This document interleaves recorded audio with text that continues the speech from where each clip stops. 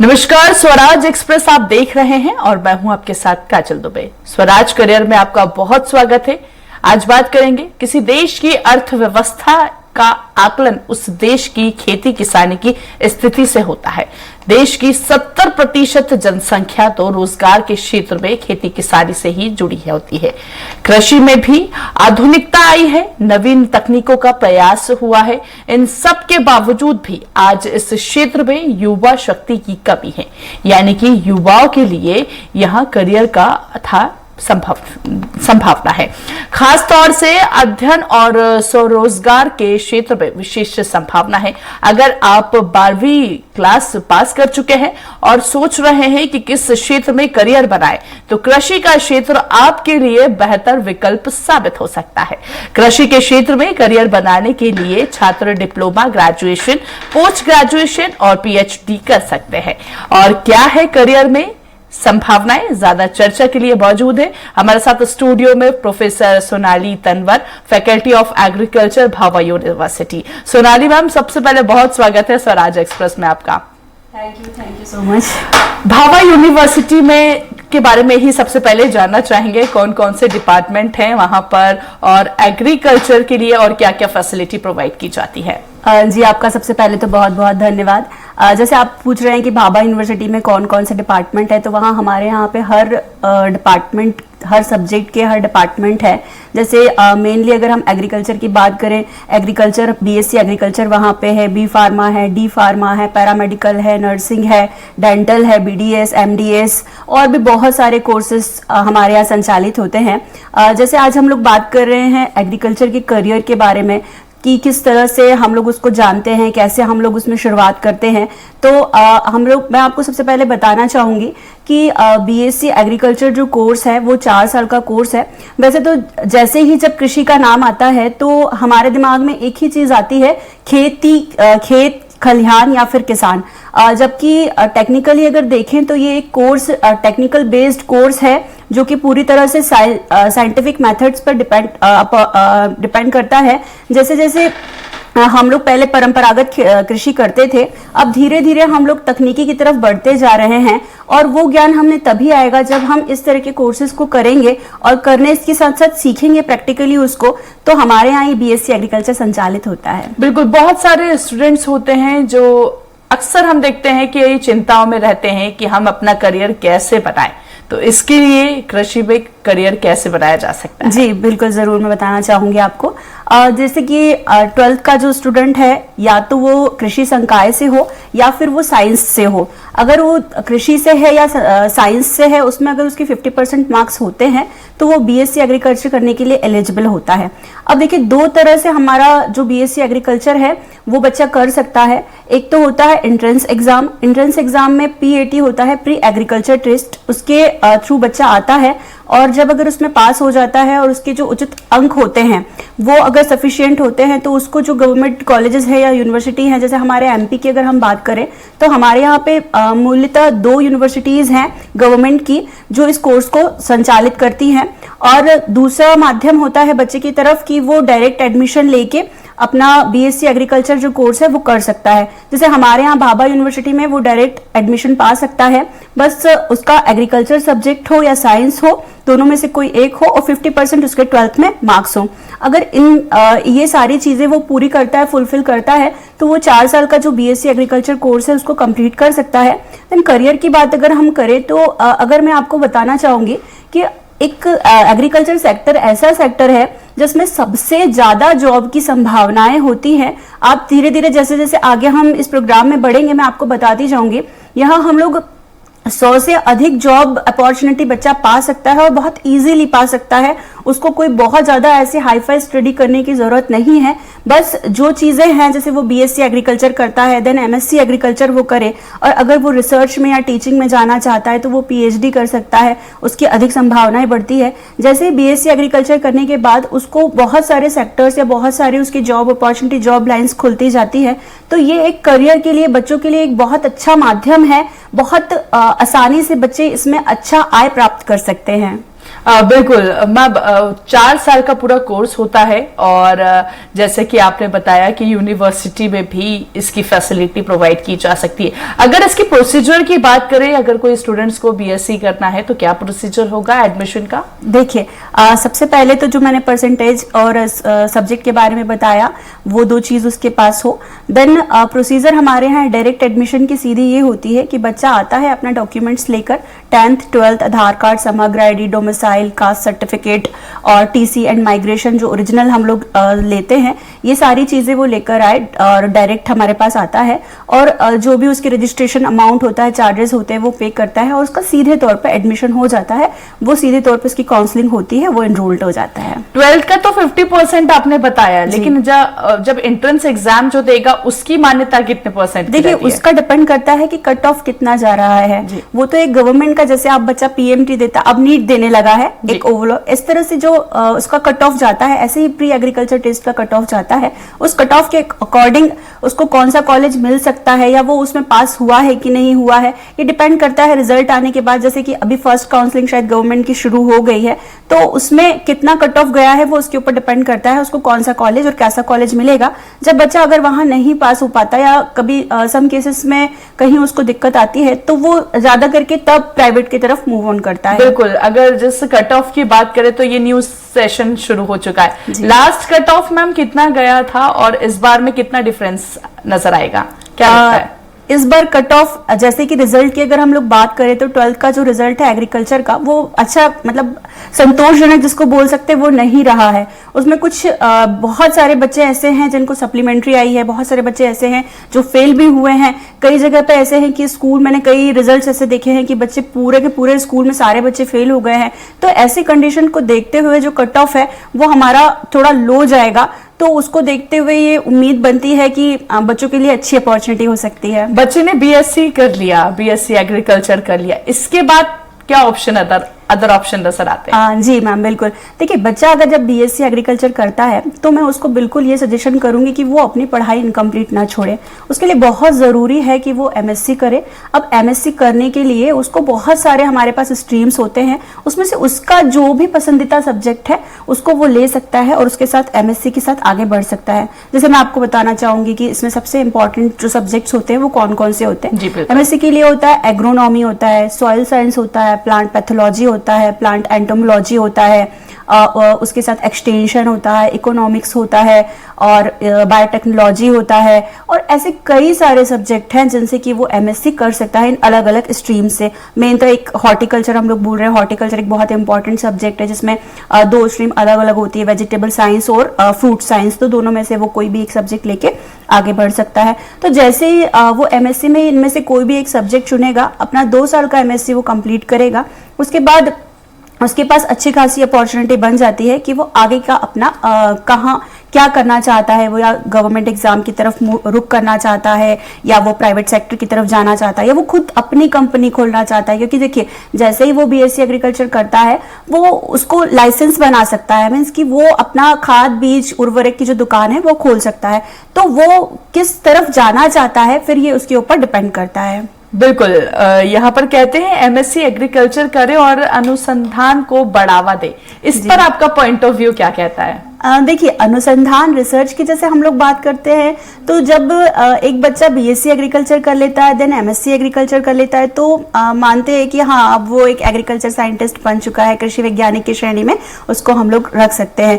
तो जैसे हम लोग अनुसंधान में जाते हैं तो आप लोग देख ही रहे हैं कि जैसे जैसे जनसंख्या बढ़ती जा रही है वैसे वैसे हमारे पास भूमि और जो एरिया है वो कम होता जा रहा है। अब सबसे बड़ा जो एक विषय हो जाता है साइंटिस्ट के पास कि अब आपको कम जमीन में ज्यादा अनाज आप कैसे ग्रो करें, और वो कब कर पाएंगे आप? तब कर पाएंगे जब आपके पास अच्छी वैरायटी होगी, जब आपके पास न्यू आइडियाज होंगे, न्यू टेक्निक्स होगी, तभी हम कोई भी रिसर्च को या कोई भी जो हमारा जितना भी पॉइंट है कि नहीं हमें एग्रीकल्चर को बढ़ाना है, कृषि को कृषि प्रधान देश बने रहने देना है, तो इसके लिए हमको रिसर्च की तरफ जरूर जाना पड़ेगा। जैसे कोई भी एक वैरायटी होती है, आप लोगों को नॉर्मली लगता है कि मतलब बहुत इजीली हम लोग जो अनाज खा रहे हैं, गेहूं खा रहे हैं, बहुत इजीली उग गया है और आ गया है, जबकि ऐसा नहीं होता।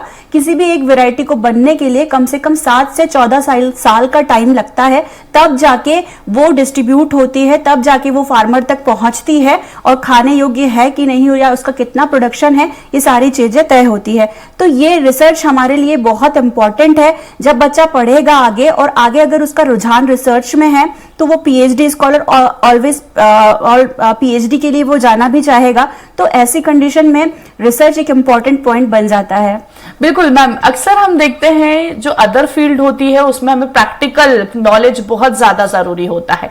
क्या एग्रीकल्चर फील्ड में भी प्रैक्टिकल नॉलेज की उतनी ही मान्यता है?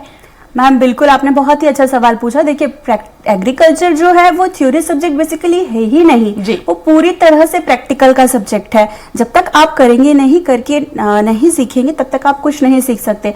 तो एग्रीकल्चर में जितने हमारे पास थ्योरी सब्जेक्ट होते हैं उतने ही हमारे पास प्रैक्टिकल सब्जेक्ट होते हैं। जैसे फर्स्ट सेमेस्टर की बात मैं अगर करूं तो अगर हमारे पास 11 सब्जेक्ट है फर्स्ट सेमेस्टर में, तो 11 ही हमारे पास प्रैक्टिकल होते हैं और हर सब्जेक्ट का बच्चे को प्रैक्टिकल करना जरूरी है। प्रैक्टिकल के बिना वो शून्य है, जीरो है, वो कुछ नहीं कर सकता।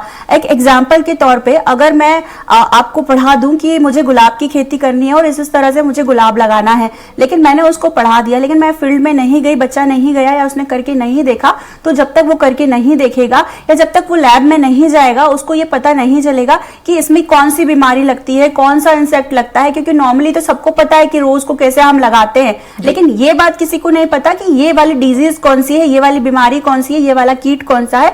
तो ये सारी जो चीजें हैं वो प्रैक्टिकल के माध्यम से बच्चा सीखता है। तो प्रैक्टिकल का एक बहुत बड़ा रोल एग्रीकल्चर में बनता है। बिल्कुल, अक्सर हम देखते हैं मैम स्टूडेंट्स डिग्री ले लेते हैं और फिर उनको दूसरा जो सेकंड ऑप्शन होता है वो जो होता है जॉब, अब तलाशना शुरू कर देते हैं कि अब तो बिल्कुल जॉब करना ही है। तो आखिर इसमें क्या क्या स्कोप है अलग अलग फील्ड के लिए, जॉब के लिए, अलग अलग साइट पे देखे तो? जी बिल्कुल, जरूर। देखिए, मैं शुरुआत में भी आपको बता रही थी कि एग्रीकल्चर बहुत बड़ा सेक्टर है और इतना बृहद सेक्टर है कि हम उसके हर एक पार्ट को छू भी नहीं पाए अभी तक। तो ऐसे में हम लोग देखते हैं कि आपको 100 से ज्यादा अपॉर्चुनिटीज एग्रीकल्चर में मिलेगी। अगर हम गवर्नमेंट सेक्टर की तरफ जाए या प्राइवेट सेक्टर की तरफ जाए तो दोनों में आपको बराबर संभावनाएं दिखती है। जैसे कि मैं आपको गवर्नमेंट सेक्टर की बात करूं कि हम लोग गवर्नमेंट में बच्चा क्या क्या वो कर सकता है, तो सबसे पहली चीज तो है कि वो कॉम्पिटिटिव एग्जाम की तैयारी करे। और जब वो कॉम्पिटिटिव एग्जाम की तैयारी करता है तो उसको क्या संभावनाएं बनती है, तो सबसे पहला जो आता है बच्चा जैसे ही उसका फर्स्ट ईयर में एडमिशन होता है वैसे ही वो अपनी तैयारी शुरू कर दे तो 4 साल में वो इतना हो जाता है उसका कवर अप कि वो आराम से कॉम्पिटिटिव एग्जाम निकाल सके। इसमें बच्चा एडीओ की तैयारी कर सकता है, एसडीओ की तैयारी कर सकता है, उसके बाद आरईयू की तैयारी कर सकता है, आरएचओ की कर सकता है, एनएचएम की कर सकता है और नेशनल सीड कॉर्पोरेशन में वो जा सकता है। बैंकिंग सेक्टर एक बहुत बड़ा एग्जाम्पल है। बैंकिंग में आप देखते हो कि बहुत सारी ऐसी पोस्ट होती है जहां बच्चा बहुत इजीली अगर अच्छे से मेहनत करे तो वो अपना अच्छा मुकाम हासिल कर सकता है। उसके बाद आप देखते हैं तो अगर वो रिसर्च में जाना चाहता है तो आईसीआर में बहुत सारे प्रोजेक्ट्स निकलते हैं जहां वो अप्लाई कर सकता है, जहां वो जा सकता है। फिर सीआईए नवी बाग में आप जैसे भोपाल में अपने यहाँ स्थित है, वहां पे बहुत सारे सेक्टर हैं जिसमें इंजीनियरिंग एक बहुत प्रमुख सेक्टर है, वहां पे भी बच्चा अप्लाई कर सकता है, जा सकता है। सॉइल लेबोरेटरी बहुत सारी बनी है, सॉइल साइंस का हमारे यहाँ पे बहुत बड़ा टेस्टिंग लैब है, वहां वो जा सकता है। बहुत सारी अपॉर्चुनिटी ऐसी है। एएफओ में वो जा सकता है, एग्रीकल्चर फॉरेस्ट ऑफिसर की जितनी पोस्ट होती है उसमें वो जा सकता है। आजकल आप देख रहे हैं कि वर्ग 1 का जो एग्जाम होता है जिसमें टीचर्स की बहुत ज्यादा कमी है, जहां बहुत इजीली अगर आप 75% से क्वालिफाई हो जाते हैं तो आप एग्रीकल्चर के टीचर बन सकते हैं और अच्छा खासा अर्न उसमें कर सकते हैं। तो ये तो एक गवर्नमेंट सेक्टर है जिसको मैं पूरी तरह छू भी नहीं पा रही हूँ। बहुत सारे उसमें और भी वैकेंसीज है जो समय समय पर निकलती रहती है। इसी तरह से अगर हम प्राइवेट सेक्टर की बात करें तो प्राइवेट सेक्टर में आप देखते हैं कि या तो बच्चा खुद का बिजनेस अगर वो करना चाहता है तो वो खुद की कंपनी खोल ले। जैसे ही वो 4 साल की डिग्री करेगा उसको लाइसेंस मिल जाएगा। लाइसेंस के बाद वो अपना खाद बीज का उर्वरक का खुद का शॉप खोल सकता है, एक कंपनी स्थापित कर सकता है, उसकी वो बहुत सारी ब्रांचेस बना सकता है। और इसके साथ साथ अगर आप देखें कि बहुत सारे एग्रो इंडस्ट्रीज ऐसी होती है जिसमें छोटे छोटे जो आपके इक्विपमेंट की बात अगर हम करते हैं, यंत्र की बात अगर हम करते हैं, तो वो बच्चा उस पर जा सकता है, वो फील्ड को अपना सकता है। उसके साथ साथ माइक्रो एंड मैक्रो जो फाइनेंस सिस्टम होता है उसमें बच्चा जा सकता है। साथ ही साथ बहुत बड़ी बड़ी जो हमारी कंपनीज हैं एग्रीकल्चर की, बहुत सारी कंपनी, आप एक कंपनी सर्च करेंगे आपको ढेरों सारी कंपनी मिल जाएगी और बहुत इजीली बच्चे का सिलेक्शन होता है और बहुत अच्छे पैकेज पे बच्चा शुरुआत में ही जाता है। धीरे धीरे फिर वो एक्सपीरियंस के तहत उसको बहुत अच्छी अपॉर्चुनिटी मिलती रहती है। इसके साथ साथ ये तो हमारा प्राइवेट एंड गवर्नमेंट सेक्टर दोनों मैंने आपको बताया। इसके साथ साथ अगर देखते हैं हम तो एक व्यवसाय का क्षेत्र बहुत बड़ा है, इसमें बिजनेस का स्कोप बहुत है। मतलब मेरा ये मानना है कि जो एग्रीकल्चर का बच्चा है वो देखा जाए तो कभी भूखा नहीं मर सकता, या वो अपना ऐसा नहीं हो सकता कि उसका परिवार नहीं चला सके, कि वो उसको कहीं नौकरी नहीं मिल रही, वो कुछ नहीं कर सकता। क्योंकि व्यवसाय में आप देखते हैं तो आप डेयरी पालन में चले जाइए, मछली पालन में चले जाइए, कुक्कुट पालन में चले जाइए, एक तौर पे आप मिक्स्ड फार्मिंग करिए। आपके पास थोड़ी भी अगर भूमि है तो आप मिक्स्ड फार्मिंग करिए जिसमें आप ये सारी चीजें इन्वॉल्व करिए। आजकल एक हाइड्रोपोनिक का बहुत अच्छा आइडिया चल रहा है जिसमें आप पानी में खेती करते हैं, नीचे आप मछली पालन कर सकते हैं। एक से जुड़े हुए कई सारे कार्यक्रम उसमें संचालित होते हैं। एक मशरूम कल्टीवेशन आप ग्रो कर सकते हैं। उसके साथ साथ आप देखते हैं कि एक फूड प्रोसेसिंग की इंडस्ट्री बहुत धीरे धीरे बढ़ती जा रही है। हालांकि हमारे यहाँ फूड प्रोसेसिंग बहुत कम स्तर पे होती है। जैसे हम लोग गांव में देखते हैं तो लघु उद्योग, कुटीर उद्योग जो होते हैं वहां पे मसालों की प्रोसेसिंग हम लोग करते आ रहे हैं, सालों से करते आ रहे हैं। लेकिन बेसिकली ये एक बहुत पुरानी पद्धति से लोग उसको कर रहे हैं। अब अगर हम देखते हैं कि हम फूड प्रोसेसिंग की तरफ बढ़े तो हम लोग जैसे देखते हैं जैम बन रहा है, जेली बन रहा है, केचप बन रहा है ना। आजकल आप देखते हैं मक्का जो है, भुट्टा जो है, उससे कॉर्न बन रहा है या आपका पॉपकॉर्न बन रहा है। और ये बहुत आप मिनिमम प्राइस में ही इन सबका जो प्रोडक्शन होता है वो होता है और आप अच्छा खासा इनकम इससे कमा सकते हैं। तो व्यवसाय कोई भी हो कृषि में, वो आपको ऊपर की ही तरफ लेकर जाएगा, उसमें कभी भी बंदा नीचे नहीं आ सकता। तो जो भी बच्चा एग्रीकल्चर में करियर चुन रहा है उसके लिए ढेरों सारी अपॉर्चुनिटीज हैं। बिल्कुल, अपॉर्चुनिटी तो आपने बहुत सारी मैम बता दी। इसके बाद हम देखते हैं कि अक्सर स्टूडेंट्स कंफ्यूज हो जाते हैं। अगर उनका इंटरेस्ट बैंकिंग सेक्टर में होता है तो पहले बैंकिंग सेक्टर में चले जाते हैं, फिर अदर फील्ड में चले जाते हैं, मेडिकल फील्ड में चले जाते हैं। अगर कोई अदर फील्ड का स्टूडेंट है और अगर उसको एग्रीकल्चर करना है तो जितना इजी एग्रीकल्चर स्टूडेंट के लिए है उतना ही वो अदर स्टूडेंट के लिए भी इतना ही इजी होगा। क्या ये पॉसिबल है?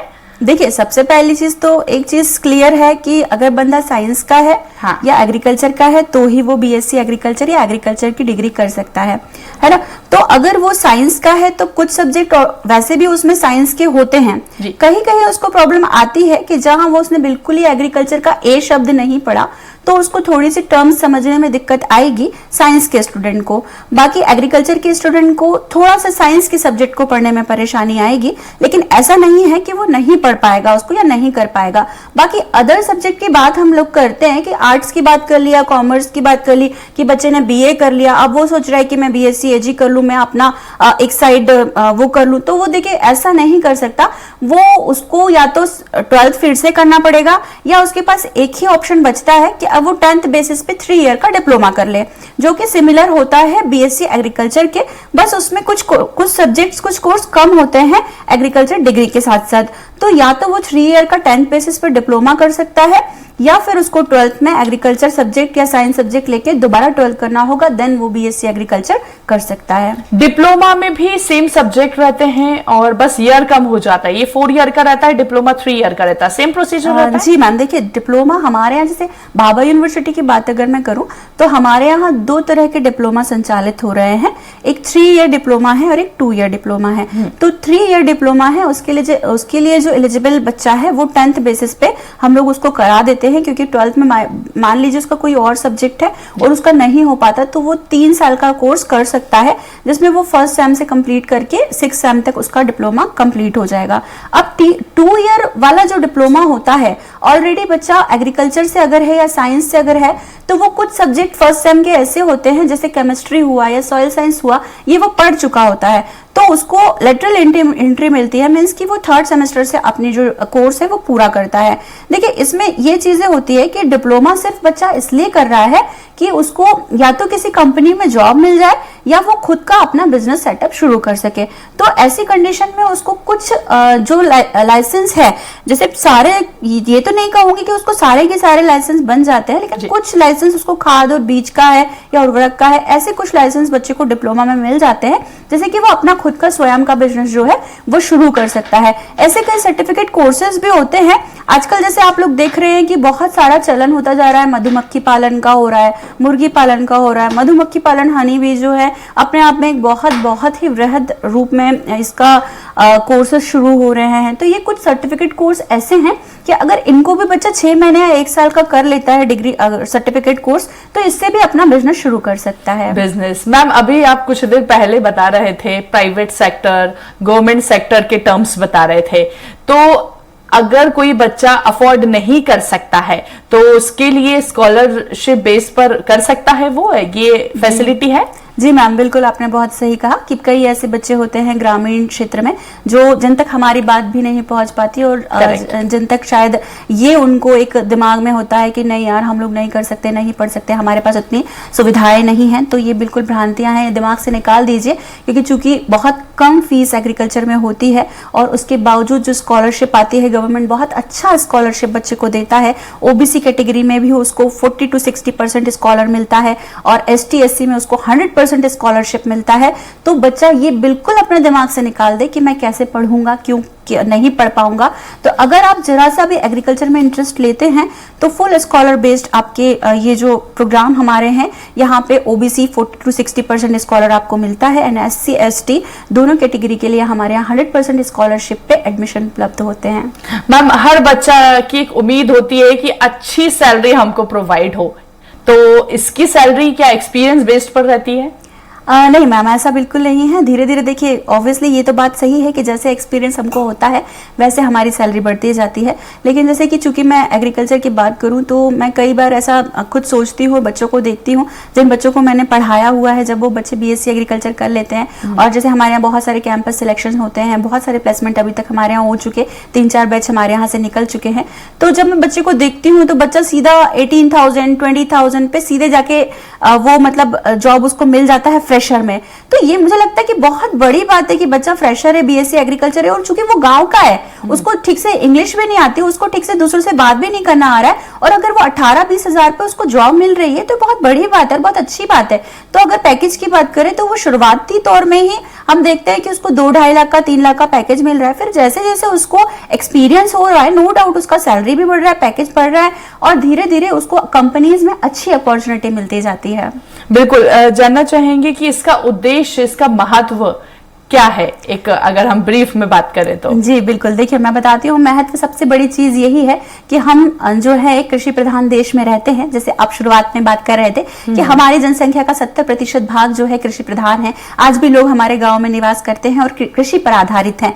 तो ऐसी कंडीशन को देखते हुए महत्व तो बहुत बड़ा है, क्योंकि अन्न जो हम खा रहे हैं वही बहुत महत्वपूर्ण है। इससे बड़ी बात और कुछ नहीं हो सकती। और उद्देश्य की बात जब हम लोग करते हैं तो उद्देश्य हमारा सीधा सा सिंपल सा उद्देश्य है कि जैसे जैसे आबादी बढ़ रही है, जनसंख्या बढ़ रही है, हमारे पास भूमि कम हो रही है, और भूमि कम हो रही है तो हम उतना अनाज ग्रो नहीं कर पा रहे हैं, उतनी पूर्ति नहीं कर पा रहे हैं जितनी होनी चाहिए। तो इस कंडीशन में सीधा सीधा सा जो कृषि वैज्ञानिकों का एक दायित्व बन जाता है कि भाई एज ए एग्रीकल्चरिस्ट मेरा भी ये दायित्व बन जाता है कि किस तरह की मैं वैरायटी बनाऊं या किस तरह का मैं खाद्यान्न बनाऊं जो बहुत कम जगह में ज्यादा उसका प्रोडक्शन हो पाए। तो ये एक बहुत बड़ा ऑब्जेक्ट है। और जैसे हम लोग एक ऐसी दुनिया में आजकल जी रहे हैं जहां हम पूरी तरह से धीरे धीरे केमिकल बेस्ड होते जा रहे हैं, तो हम लोग इस केमिकल को छोड़ते हुए जो हमारी पुरानी जो थी, जैसे हम ऑर्गेनिक की बात करते आ रहे थे शुरुआत से कि हम ऑर्गेनिक जैविक की बात कर रहे थे, तो हमारा अब पर्टिकुलर उद्देश्य है कि हम पूरी तरह से हमारा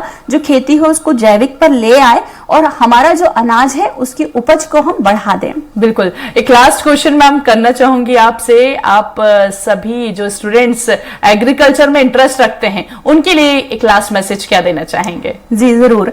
सबसे पहले तो मैं यही कहना चाहूंगी कि जितने भी विद्यार्थी एग्रीकल्चर सब्जेक्ट से पढ़े हैं या जो भी बीएससी एग्रीकल्चर में अपना फ्यूचर बनाना चाह रहे हैं, भविष्य बनाना चाह रहे हैं, वो निश्चिंत रहें कि उनको कोई स्कोप, सबसे बड़ा जो प्रश्न चिन्ह एक बच्चों के दिमाग में हो जाता है कि हम आगे भविष्य में करेंगे क्या, अगर हमने ये डिग्री कर भी ली तो हमारे पास कुछ ऑप्शन है कि नहीं है। ऐसा नहीं है, आप जब एक ऑप्शन ढूंढोगे आपको 10 ऑप्शंस जो है एग्रीकल्चर सेक्टर में मिल जाएंगे। तो आपको मेरी तरफ से यही सलाह है कि आप एग्रीकल्चर को चुनें, उसमें ज्यादा से ज्यादा करियर की अपॉर्चुनिटी है, आप उसको समझें, उसको पढ़ें, क्योंकि हमारा उद्देश्य भी है बढ़ना और पढ़ाना और आपका उद्देश्य भी है आगे बढ़ना और पढ़ना। सो आप उससे घबराएं नहीं और बीएससी एग्रीकल्चर को आप करें, साथ में एमएससी करें, देन पीएचडी करें और अपना एक अच्छा सा सुनहरा भविष्य सुनिश्चित करें। Thank you so much ma'am for coming here, यहाँ पर आने के लिए, हमसे बातचीत करने के लिए। तो देखिए, ये थी हमारे साथ तो प्रोफेसर सोनाली मैम, जिन्होंने बताया कि एग्रीकल्चर में क्या क्या आप कर सकते हैं,